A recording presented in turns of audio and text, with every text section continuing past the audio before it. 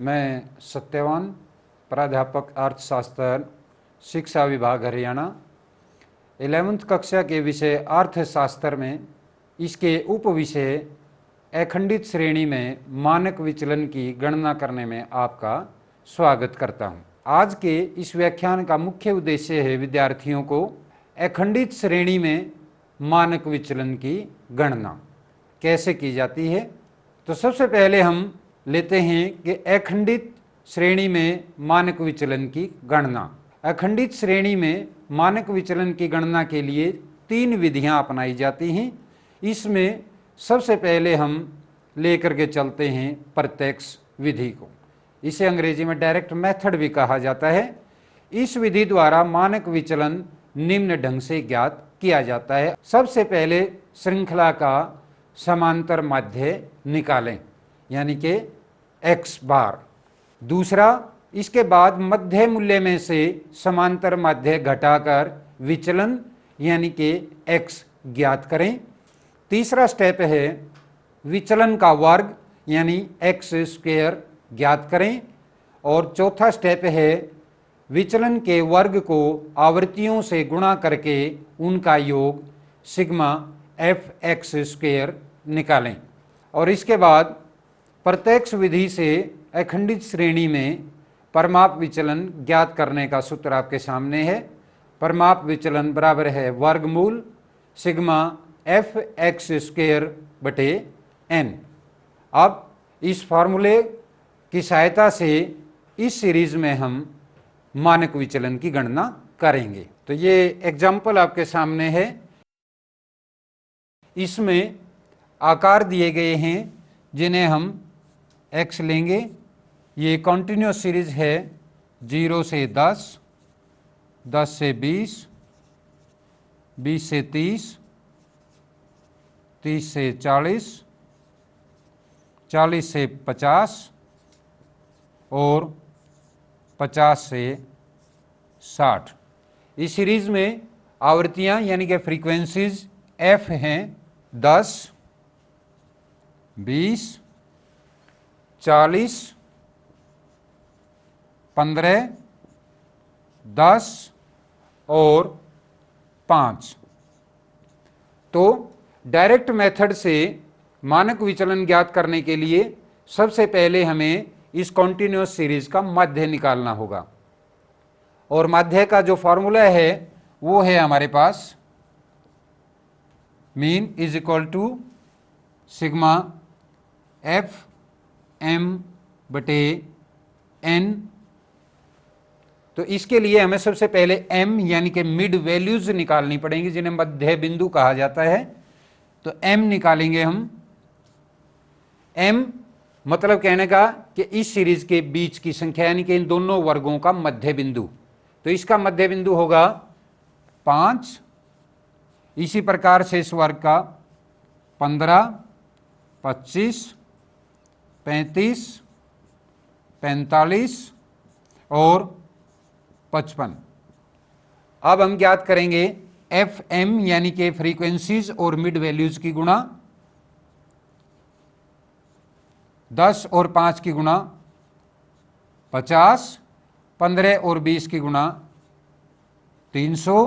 फिर इसके बाद 25 और इस 40 की गुणा, ये हो जाएगा 1000। फिर 35 की और 15 की गुणा, ये हो जाएगा 525।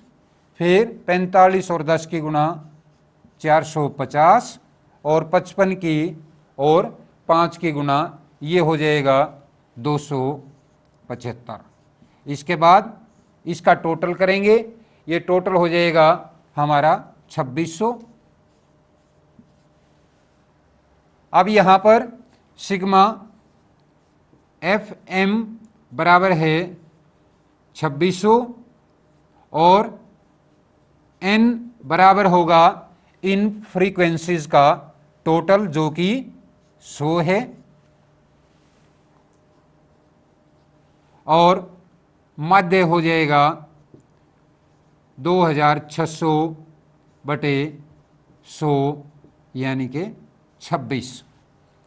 तो अब इस कॉन्टिन्यूअस सीरीज का माध्य निकालने के बाद हम मानक विचलन की गणना करने के लिए सबसे पहले यहां पर प्रत्यक्ष विधि जो है उसका मेथड लिखेंगे। प्रत्यक्ष विधि का मेथड होगा सिग्मा एफ एक्स स्क्वेयर बटे एन। तो इसके लिए हमें x निकालना होगा और x बराबर होगा m माइनस माध्य के, और यहाँ पर माध्य हमने अभी अभी निकाला था, वो था हमारा 26। तो सबसे पहले हम m यानी कि इस 5 में से माध्य यानी कि 26 को घटाएंगे तो ये आ जाएगा -21। फिर 15 में से 26 को घटा देंगे, ये आ जाएगा -11। फिर 25 में से 26 को घटाएंगे -1, तो 35 में से 26 घटाएंगे, ये आ जाएगा +9। फिर उसके बाद 45 में से 26 घटाएंगे, ये आ जाएगा +19, और 55 में से 26 को घटाएंगे, ये आ जाएगा +29। अब मेथड के मुताबिक हमें ज्ञात करना है एफ एक्स स्क्वेयर। तो उसके लिए सबसे पहले हमें एक्स स्क्वेयर ज्ञात करना होगा। तो ये हो जाएगा इस सीरीज का स्क्वेयर, यानी कि सबसे पहले 21 का स्क्वेयर, ये हो जाएगा 441 यानी कि 441। 11 का स्क्वेयर हो जाएगा 121, 1 का स्क्वेयर 1, 9 का स्क्वेयर हो जाएगा 81, और 19 का जो स्क्वेयर है वो हो जाएगा 361, और 29 जो है इसका स्क्वायर हो जाएगा 841। अब हमें चाहिए एफ एक्स स्क्वायर, यानी कि एफ इन फ्रीक्वेंसीज की और एक्स स्क्वायर की गुणा। तो यहां पर हम 10 और 441 की गुणा करेंगे तो ये हो जाएगा हमारा 4410। उसके बाद 20 और 121 की गुणा, ये हो जाएगा 2420, और उसके बाद 40 और 1 की गुणा, ये हो जाएगा 40। उसके बाद 15 की और 81 की गुणा, ये हो जाएगा 1215।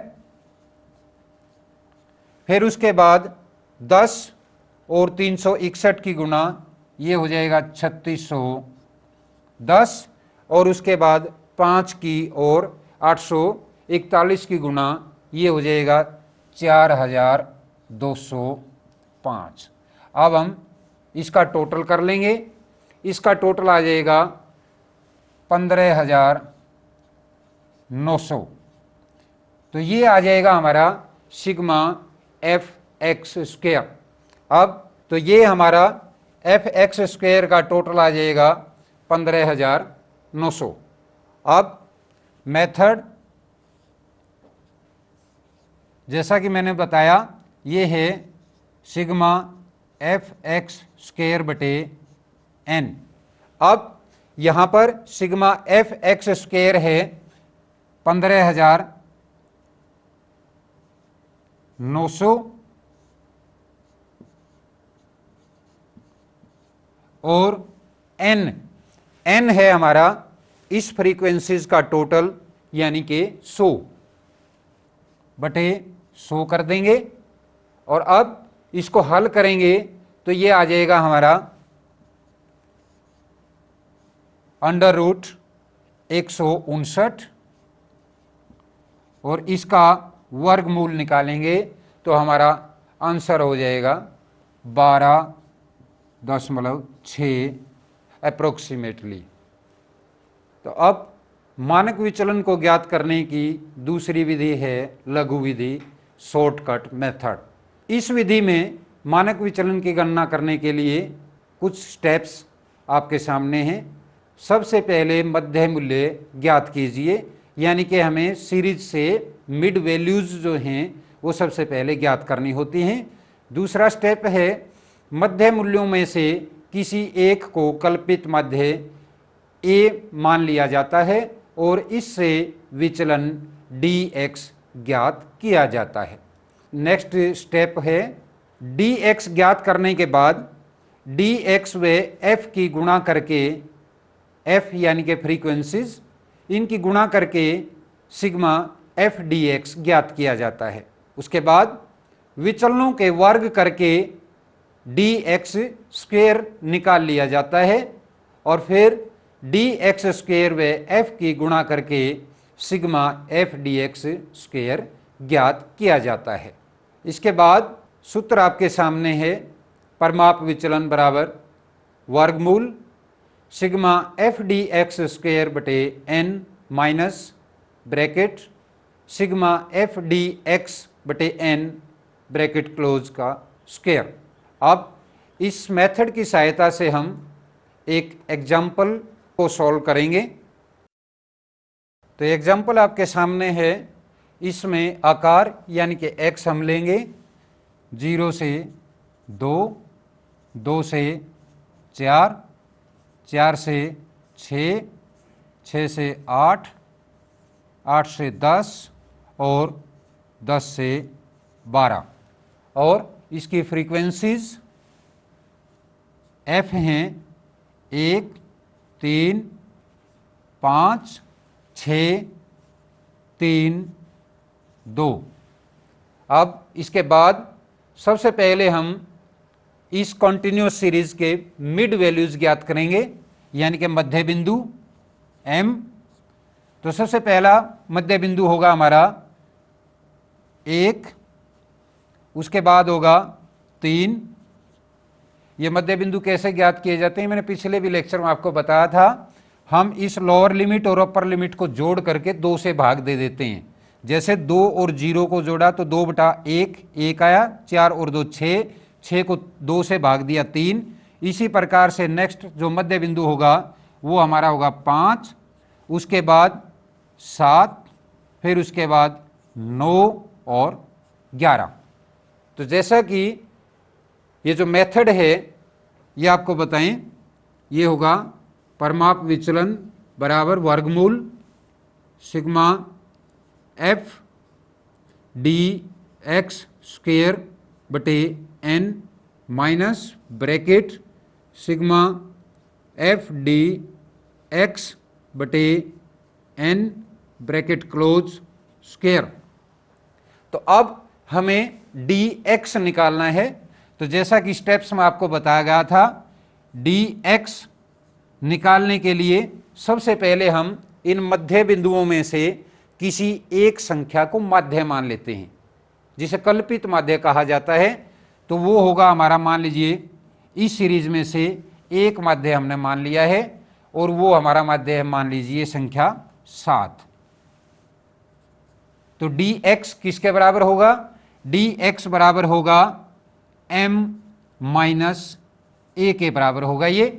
तो m सबसे पहली संख्या है 1, इसमें से a यानी कि कल्पित माध्य को माइनस कर देंगे, ये आ जाएगा -6। फिर 3 में से 7 को माइनस करेंगे -4, 5 में से 7 को माइनस करेंगे -2, 7 - 7 0, 9 में से 7 को माइनस करेंगे +2 और 11 में से 7 को माइनस करेंगे +4। अब इसके बाद हमें ज़रूरत है एक f dx की, यानी कि f और dx की हम गुणा कर देंगे। यहाँ पर f dx, f 1 है और dx है यहाँ पर -6, तो यह हो जाएगा -6। फिर 3 और -4 की गुणा -12, 5 और -2 की गुणा -10, 6 और 0 की गुणा 0, 3 और +2 की गुणा +6 और 2 और +4 की गुणा +8। उसके बाद हमें चाहिए f dx स्क्वायर, यानी कि f और dx स्क्वायर की गुणा और उसका जोड़। तो अब f dx ज्ञात करने के बाद हमें ज्ञात करना है सिग्मा f dx स्क्वायर। तो इससे पहले हमें ज्ञात करना होगा dx square. dx square means dx का स्क्वायर। तो सबसे पहले -6 का स्क्वायर हो जाएगा 36, -4 का स्क्वायर हो जाएगा 16, 2 का स्क्वायर हो जाएगा 4, 0 और उसके बाद 2 का स्क्वायर 4 और 4 का स्क्वायर 16। अब हम ज्ञात करेंगे एफ डी एक्स स्क्वायर, यानी कि फ्रीक्वेंसीज की और डी एक्स स्क्वायर की गुणा करेंगे। तो यहाँ पर 1 और 36 की गुणा करेंगे, ये आ जाएगा 36, 16 और 3 की गुणा 48, 5 और 4 की गुणा 20, 6 और 0 की गुणा 0, 3 और 4 की गुणा 12, 2 और 16 की गुणा 32। अब हम एफ डी एक्स का टोटल कर लेंगे। ये हो जाएगा हमारा 6, 12, 18 और 10, 28 माइनस और 14 प्लस, तो ये आ जाएगा -14। अब एफ डी एक्स स्क्वायर का टोटल करेंगे, ये हमारा आ जाएगा 148। तो इसके बाद एन का मतलब है फ्रीक्वेंसीज का टोटल, और फ्रीक्वेंसीज का टोटल है हमारा 20। फिर ये वैल्यूज हम यहां एक बार लिखते हैं। Sigma F D x square हमारा है 148, सिग्मा एफ डी एक्स है हमारा बराबर -14 और n बराबर है 20। अब इन वैल्यूज को हम इस फॉर्मूले में पुटअप कर देते हैं। अंडर रूट ये हो जाएगा एफ डी एक्स स्क्वायर है 148 बटे 20 minus bracket sigma F D x है -14 बटे n होगा 20 स्क्वायर। यहाँ पर इसको हम सोल्व करते हैं, ये आ जाएगा हमारा 7.4 और माइनस ब्रैकेट में क्योंकि ये संख्या माइनस की है इसलिए ये आ जाएगा हमारा 0.7 का स्क्वायर। फिर इसको आगे सोल्व करते हैं, ये आ जाएगा 7.4 माइनस 0.49 और ये होगा बराबर हमारा 6.91 के, यानी कि वर्गमूल 6.91 और बराबर होगा ये हमारा परिमाप विचलन या मानक विचलन, ये होगा 2.63 के लगभग। तो शॉर्टकट मेथड से मानक विचलन की गणना करने के बाद हमारा तीसरा मेथड है पद विचलन विधि। अंग्रेजी में इसे स्टेप डेविएशन मेथड कहा जाता है। इस विधि द्वारा निम्नलिखित ढंग से मानक विचलन की गणना की जाती है, अर्थात कुछ एक स्टेप्स जो हैं वो हम इसमें भी अपनाते हैं, इस विधि में भी। सबसे पहला स्टेप है, सबसे पहले वर्गांतर के मध्य मूल्य ज्ञात कीजिए। इसके बाद किसी भी मध्य बिंदु के मूल्य को कल्पित माध्य ए मान लीजिए और इससे आगे कल्पित माध्य द्वारा मध्य बिंदुओं का विचलन अर्थात डी एक्स ज्ञात कीजिए। उसके बाद नेक्स्ट स्टेप है, इन विचलनों को समापवर्तक तत्व यानी सी, जिसे हम कॉमन फैक्टर कहते हैं, द्वारा भाग करके डी एक्स डैश ज्ञात कीजिए। इसके बाद इस पद विचलन के वर्ग डी एक्स डैश स्क्वायर ज्ञात कीजिए और अंत में इन वर्ग विचलनों को आवृत्तियों अर्थात फ्रीक्वेंसीज यानी एफ से गुणा कीजिए। इन स्टेप्स के बाद जो मेथड स्टेप डेविएशन से हम अपनाते हैं मानक विचलन की गणना करने के लिए वो आपके सामने है, अर्थात मानक विचलन बराबर वर्गमूल sigma F D X dash square बटे N minus bracket sigma F D X dash बटे एन ब्रैकेट क्लोज का स्क्वायर गुणा सी। अब इस मेथड से परिमाप विचलन की गणना करने के लिए एक एग्जाम्पल आपके सामने है। तो इस एग्जाम्पल में अंक आपको दिए गए हैं जिन्हें हम x मान लेंगे। ये हैं 0 से 10, 10 से 20, 20 से 30, 30 से 40, 40 से 50 और 50 से 60।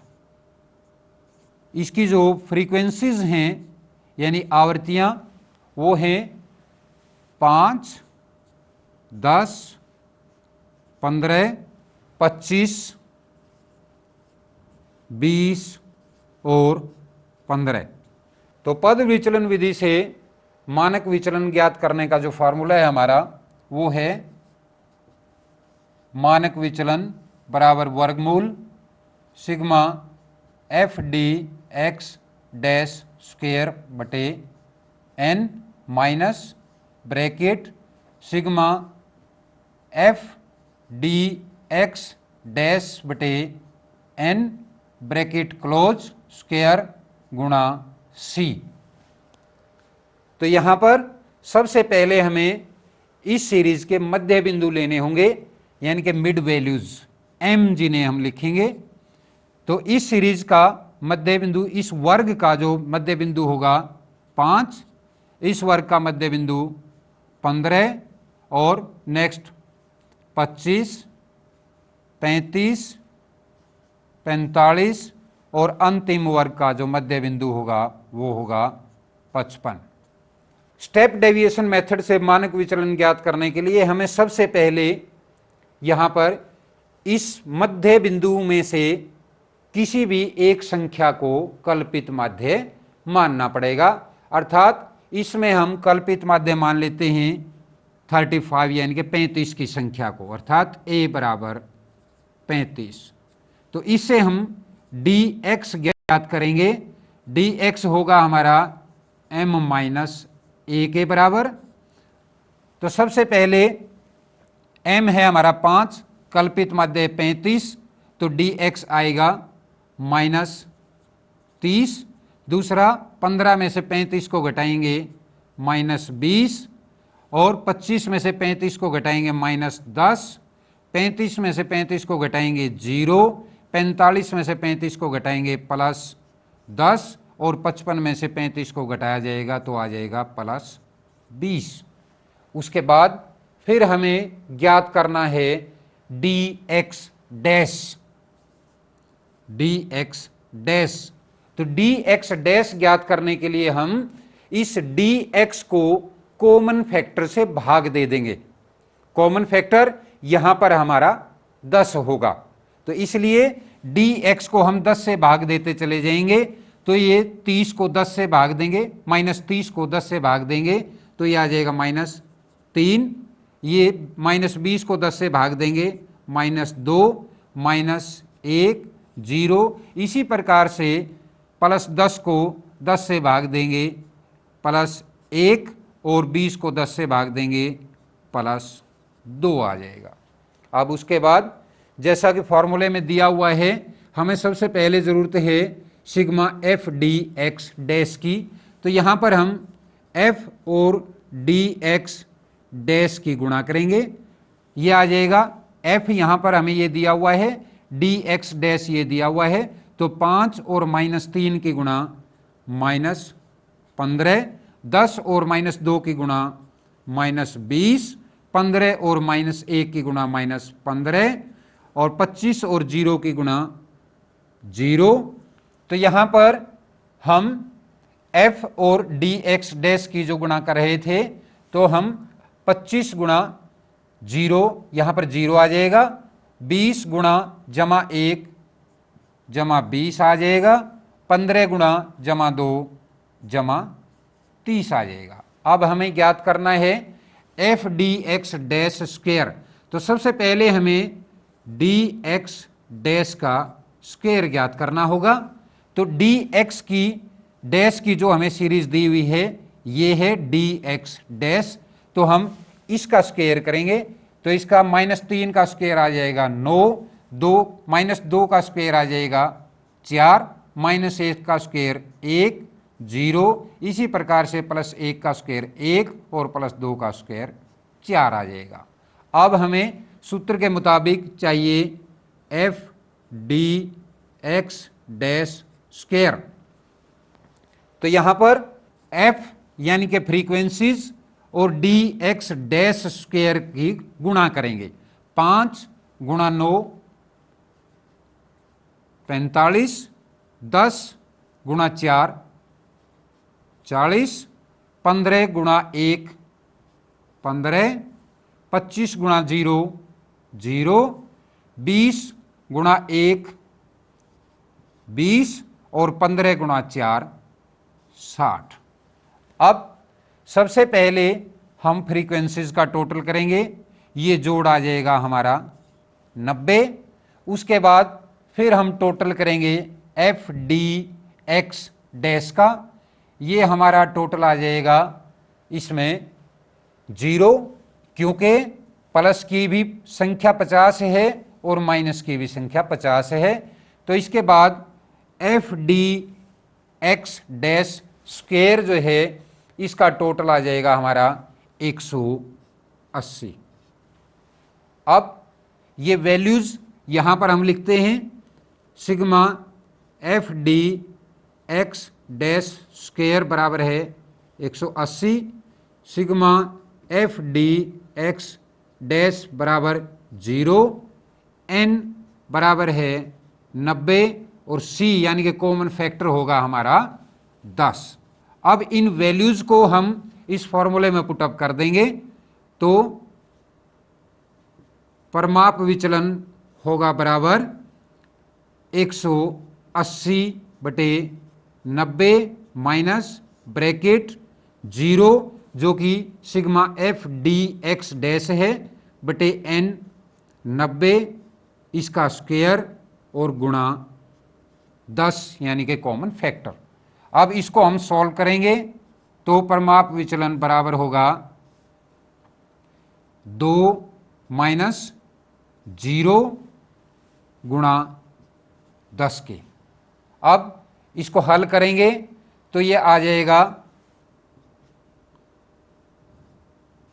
वर्गमूल 2 गुणा 10, अर्थात 2 का यहाँ पर वर्गमूल होगा 1.41 के लगभग गुणा 10, तो यहाँ पर हमारा आंसर होगा 14.1 के लगभग। अब अंत में डियर स्टूडेंट्स, आज के इस व्याख्यान से संबंधित कुछ क्वेश्चंस आपके होमवर्क के लिए आपके सामने हैं। इन क्वेश्चंस को आपने तीनों विधियों से ही हल करना है, अर्थात इसमें हमने डायरेक्ट मेथड से भी क्वेश्चंस को हल करना है, फिर शॉर्टकट मेथड से भी और स्टेप डेविएशन मेथड से भी। तो इसमें पहला क्वेश्चन आपको दिया हुआ है, निम्नलिखित श्रृंखला में लघु विधि से मानक विचलन ज्ञात करें। और दूसरी विधि जो है इसमें डायरेक्ट मेथड हो और चाहे स्टेप डेविएशन मेथड्स, इनसे भी आपने इस क्वेश्चन को हल करके देखना है। दूसरा क्वेश्चन जैसे आपको दिया गया है कि पद विचलन विधि द्वारा मानक विचलन ज्ञात करें, तो दूसरे क्वेश्चन को भी आपने डायरेक्ट मेथड और शॉर्टकट मेथड से भी हल करके देखना है। और तीसरा क्वेश्चन आपके सामने है, निम्नलिखित श्रृंखला से मानक विचलन ज्ञात करें, तो इस सीरीज में भी आपने तीनों मेथड से ही मानक विचलन की गणना करनी है। तो आज के व्याख्यान में बस इतना ही। धन्यवाद।